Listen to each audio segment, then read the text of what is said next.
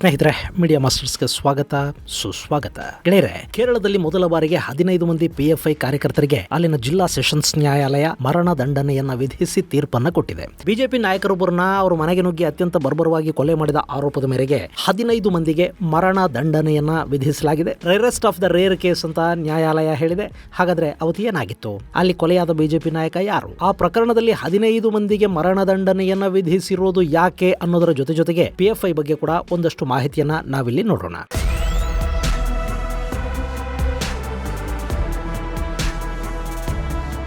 ಗೆಳೆಯರೆ, ಕೇರಳದ ಬಗ್ಗೆ ನಿಮಗೆ ಗೊತ್ತಿಲ್ಲದ್ದೇನಲ್ಲ. ದೇವರ ನಾಡು ಅಂತ ಕರೆಸಿಕೊಳ್ತಾ ಇದ್ದ ಕೇರಳ ವಿಪರೀತ ಪ್ರಮಾಣದ ಮತೀಯ ಕಲಹಗಳಿಗೆ ಹೆಸರುವಾಸಿ ಆಗ್ತಾ ಇದೆ. ಒಂದು ಕಾಲಕ್ಕೆ ಅತ್ಯಂತ ಸುಂದರ ರಾಜ್ಯ ಅನ್ನಿಸ್ಕೊಂಡಿದ್ದ ಕೇರಳ ಈಗ ಉಗ್ರ ಚಟುವಟಿಕೆಗಳ ತಾಣ ಅನ್ನಿಸ್ಕೊಳ್ತಾ ಇದೆ. ಇತ್ತೀಚೆಗೆ ಆಫ್ಘನಿಸ್ತಾನದಲ್ಲಿ ಭದ್ರತಾ ಪಡೆಗಳ ಜೊತೆಗಿನ ಕಾಳಗದಲ್ಲಿ ಒಂದಷ್ಟು ಯುವಕರು ಸಾವಿಗೀಡಾದ್ರು. ಅವರ ಪತ್ನಿಯರನ್ನ ಬಂಧಿಸಲಾಗಿತ್ತು. ಅವರನ್ನ ಮಾತನಾಡಿಸಿದ ಅಂತಾರಾಷ್ಟ್ರೀಯ ಮಾಧ್ಯಮಗಳು ಅವರ ಬಗೆಗಿನ ವಿವರಗಳನ್ನು ಕೂಡ ಹೊರಹಾಕಿದ್ವು.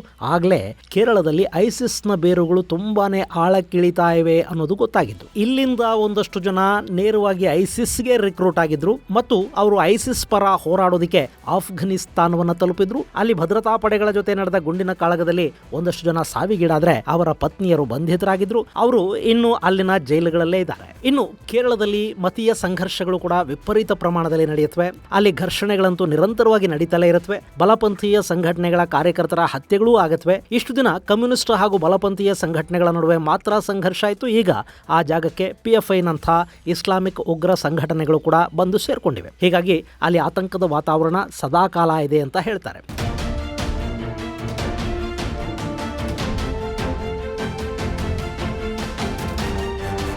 ಇನ್ನು ಈಗಂತೂ ನೀವು ಪ್ರತಿನಿತ್ಯ ಪತ್ರಿಕೆಗಳಲ್ಲಿ ಕೇರಳದ ಗವರ್ನರ್ ಹಾಗೂ ಕಮ್ಯುನಿಸ್ಟ್ ಸಂಘಟನೆಗಳ ನಡುವಿನ ಜಗಳವನ್ನ ನೋಡ್ತಲೇ ಇರಬೇಕು. ಒಂದು ರಾಜ್ಯದಲ್ಲಿ ಗವರ್ನರ್ಗೆ ರಕ್ಷಣೆ ಇಲ್ಲ ಅಂದಮೇಲೆ ಅಲ್ಲಿನ ಸಾಮಾನ್ಯ ಜನರ ಪಾಡು ಇನ್ನು ಹೇಗಿರಬಹುದು ಯೋಚನೆ ಮಾಡಿ. ಓಕೆ, ಈ ಪ್ರಕರಣದಲ್ಲಿ ಏನಾಯ್ತು ಅಂದ್ರೆ 2021 ಡಿಸೆಂಬರ್ 18ನೇ ತಾರೀಕು ಅಲಪುಜಾದಲ್ಲಿ SDPIನ ರಾಜ್ಯ ಕಾರ್ಯದರ್ಶಿ ಶಾನ್ ಅನ್ನೋನ ಕೊಲೆ ಆಯಿತು. ಮರುದಿನ ಒಂದಷ್ಟು ದುಷ್ಕರ್ಮಿಗಳು ಅಲಪುಜಾದ ವೆಲ್ಲಕಿನಾರಾದಲ್ಲಿನ ರಂಜಿತ್ ಶ್ರೀನಿವಾಸನ್ ಅನ್ನೋರ ಮನೆಗೆ ನುಗ್ಗಿದ್ರು. ಅಲ್ಲಿ ಅವರ ಕುಟುಂಬ ಸದಸ್ಯರ ಮುಂದೆ ಶ್ರೀನಿವಾಸನ್ ಅವರನ್ನ ಬರ್ಬರವಾಗಿ ಕತ್ತರಿಸಿ ಅಲ್ಲಿಂದ ಹೊರಟು ಹೋದ್ರು. ಈ ಶ್ರೀನಿವಾಸನ್ ಕೇರಳ ಬಿಜೆಪಿಯ OBC ಮೋರ್ಚಾದ ರಾಜ್ಯ ಕಾರ್ಯದರ್ಶಿಯಾಗಿದ್ರು. 40 ವರ್ಷ ವಯಸ್ಸಾಗಿತ್ತು.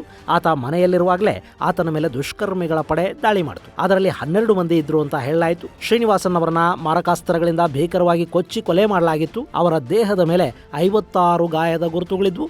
ಅವರ ಕುಟುಂಬದ ಸದಸ್ಯರ ಮೇಲೆ ಕೂಡ ಅಲ್ಲಿ ಹಲ್ಲೆ ಮಾಡಲಾಯಿತು.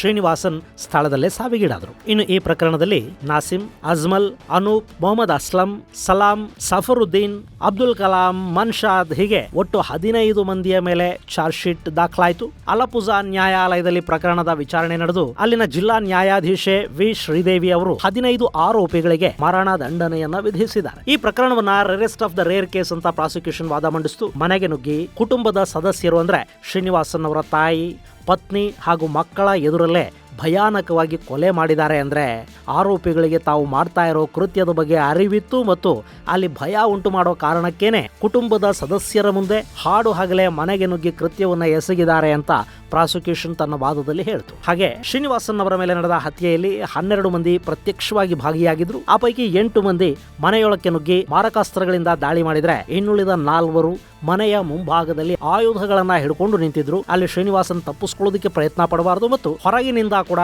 ಅವರಿಗೆ ಯಾವ ಬೆಂಬಲವೂ ಸಿಗಬಾರದು ಅನ್ನೋ ಕಾರಣಕ್ಕೆ ಈ 4 ಮಂದಿ ಮನೆಯ ಹೊರಗೆ ಆಯುಧಗಳ ಸಮೇತ ಕಾವಲಿಗೆ ನಿಂತಿದ್ರು. ಇನ್ನು 8 ಮಂದಿ ದಾಳಿ ಮಾಡಿದ್ರು. ಹಾಗೆ ಈ ಕೃತ್ಯದ ಸಂಚಿನಲ್ಲಿ ಇನ್ನೂ 3 ಮಂದಿ ಭಾಗಿಯಾಗಿದ್ರು ಅನ್ನೋದು ಸಾಬೀತಾದ ಕಾರಣ ಒಟ್ಟು 15 ಮಂದಿಗೆ ನ್ಯಾಯಾಲಯ ಮರಣ ದಂಡನೆಯನ್ನ ವಿಧಿಸಿ ತೀರ್ಪನ್ನ ಕೊಟ್ಟಿದೆ.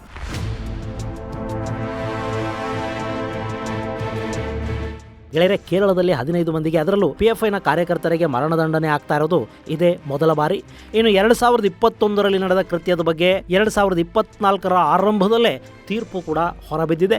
ಇದು ಕೂಡ ಒಂಥರ ಖುಷಿ ಪಡಬೇಕಾದ ವಿಷಯ. ಇನ್ನು ಈ PFI ಅಂದ್ರೆ ಪಾಪ್ಯುಲರ್ ಫ್ರಂಟ್ ಆಫ್ ಇಂಡಿಯಾ ಅನ್ನೋ ಸಂಘಟನೆ ಇದೆಯಲ್ಲ, ಇದಕ್ಕೆ ಭಯೋತ್ಪಾದನೆಯ ಹಿನ್ನೆಲೆ ಇದೆ. 2006ರಲ್ಲಿ ಈ ಸಂಘಟನೆಯನ್ನ ಸ್ಥಾಪಿಸಲಾಯಿತು.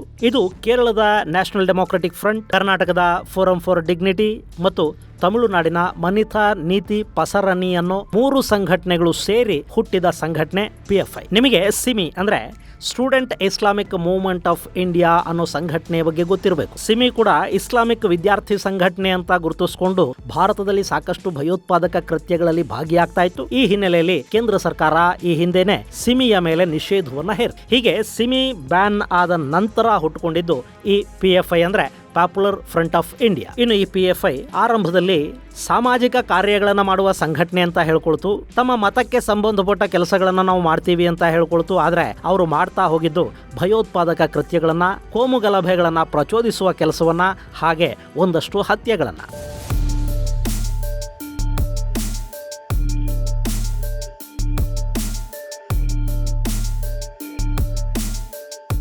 PFI ಕರ್ನಾಟಕದಲ್ಲಿ ಕೂಡ ಸಾಕಷ್ಟು ಗಲಭೆಗಳಿಗೆ ಕಾರಣವಾಯಿತು. ಸಾಕಷ್ಟು ಕೊಲೆ ಪ್ರಕರಣಗಳಲ್ಲಿ PFI ನಾಯಕರ ಹೆಸರುಗಳು ಬಂದವು.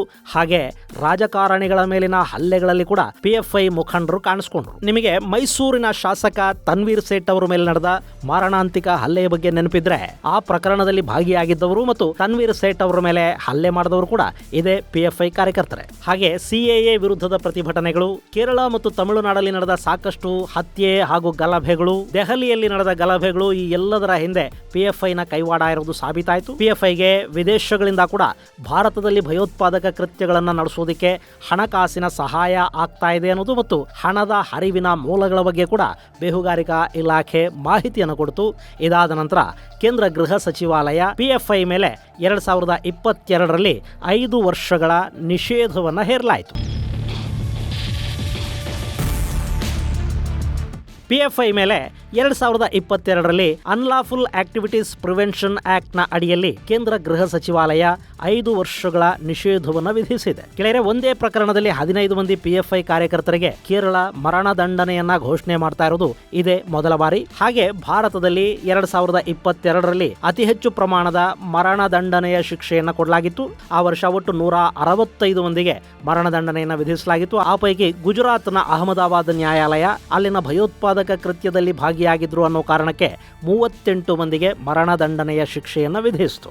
ಇನ್ನು ಇಲ್ಲಿ ಕೇರಳದ ಜಿಲ್ಲಾ ನ್ಯಾಯಾಲಯ ಕೊಟ್ಟಿರುವ ಮರಣದಂಡನೆಯ ಪ್ರಕರಣ ಜಾರಿಯಾಗಿ ಬಿಡುತ್ತಾ, ಈ 15 ಮಂದಿಯನ್ನ ನೇಣಿಗೆ ಹಾಕಿ ಬಿಡ್ತಾರಾ ಅನ್ನೋದನ್ನ ಕೂಡ ನಾವಿಲ್ಲಿ ಗಮನಿಸಬೇಕಾಗುತ್ತೆ. ಇಲ್ಲಿ ಶಿಕ್ಷೆಯನ್ನು ಕೊಟ್ಟಿರೋದು ಜಿಲ್ಲಾ ನ್ಯಾಯಾಲಯ, ಅದನ್ನ ಕನ್ಫರ್ಮ್ ಮಾಡಬೇಕಾಗಿರೋದು ಕೇರಳದ ಹೈಕೋರ್ಟ್. ಹೀಗಾಗಿ ಈ ಪ್ರಕರಣ ಹೈಕೋರ್ಟ್ ನ ಮೆಟ್ಟಿಲಿರುತ್ತೆ. ಅಲ್ಲಿ ಮತ್ತೆ ಇದರ ಬಗ್ಗೆ ಇನ್ನೊಂದು ಸುತ್ತಿನ ವಿಚಾರಣೆಗಳು ನಡೆಯುತ್ತವೆ. ಶಿಕ್ಷೆಗೊಳಗಾದವರು ಮೇಲ್ಮನವಿಯನ್ನ ಸಲ್ಲಿಸ್ತಾರೆ. ಆ ವಿಚಾರಣೆಯ ನಂತರ ಹೈಕೋರ್ಟ್ ಕೂಡ ಜಿಲ್ಲಾ ನ್ಯಾಯಾಲಯ ಕೊಟ್ಟ ತೀರ್ಪನ್ನ ಎತ್ತಿ ಹಿಡಿದ್ರೆ ಆ ನಂತರ ಈ ಪ್ರಕರಣ ಸುಪ್ರೀಂ ಕೋರ್ಟ್ ನ ಮೆಟ್ಟಿಲು ಕೂಡ ಇರುತ್ತೆ. ಅದಾದ ನಂತರ ಅಂದ್ರೆ ಅಲ್ಲಿ ಕೂಡ ಮರಣದಂಡನೆಯೇ ಖಚಿತಗೊಂಡ್ರೆ ಆ ನಂತರ ರಾಷ್ಟ್ರಪತಿಗಳ ಅಂಗಳಕ್ಕೆ ಕ್ಷಮಾದಾನಕ್ಕಾಗಿ ಹೋಗುತ್ತೆ. ಅದಾದ ನಂತರ ಅಂದ್ರೆ ಅಲ್ಲಿ ಕೂಡ ಕ್ಷಮಾದಾನ ಸಿಗದೇ ಇದ್ದ ಪಕ್ಷದಲ್ಲಿ ಮಾತ್ರ ಆರೋಪಿಗಳಿಗೆ ಮರಣದಂಡನೆಯನ್ನ ವಿಧಿಸುವ ಸಾಧ್ಯತೆ ಇರುತ್ತೆ. ಹೀಗಾಗಿ ಈ ಪ್ರಕರಣ ಮುಂದಿನ ಹಂತದಲ್ಲಿ ಹೈಕೋರ್ಟ್ನ ಮೆಟ್ಟಿಲಿರುವುದರಿಂದ ಅಲ್ಲಿ ಈ ಪ್ರಕರಣದ ತೀರ್ಪು ಏನಾಗಲಿದೆ ಅನ್ನೋದನ್ನ ನಾವು ಕಾದು ನೋಡಬೇಕು. ಇದು ಗೆಳೆಯರೆ, ಕೇರಳದಲ್ಲಿ ನಿಷೇಧಿತ PFI ಸಂಘಟನೆಯ 15 ಮಂದಿ ನಾಯಕರಿಗೆ ನ್ಯಾಯಾಲಯ ಮರಣದಂಡನೆಯನ್ನು ವಿಧಿಸಿರುವುದರ ಕುರಿತಾದ ಒಂದಷ್ಟು ಮಾಹಿತಿ. ಮುಂದಿನ ಸಂಚಿಕೆಯಲ್ಲಿ ಮತ್ತಷ್ಟು ವಿಶೇಷಗಳ ಜೊತೆ ಮತ್ತೆ ಭೇಟಿಯಾಗೋಣ. ಅಲ್ಲಿವರೆಗೆ ಜೈ ಹಿಂದ್, ಜೈ ಕರ್ನಾಟಕ.